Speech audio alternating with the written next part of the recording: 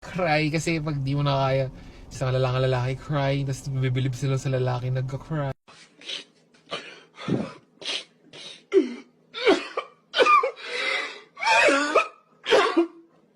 Ay, tuwan-tuwa ang babae pag nakita nila ng cry. O natutuwa lang sila kasi nakakita sila ng weakness. Sa TV lang yun. Tapos gagamitin nila sa'yo yung weakness mo. No? Sa TV lang yun. Isipin mo, tol, sa harap ng partner mo, iiyak ka. Ilagay mo siya sa personal na perspektibo. Ano sabihin sa yung partner mo? Ano sabihin sa asawa mo? Gusto mo tayong dalawa eh!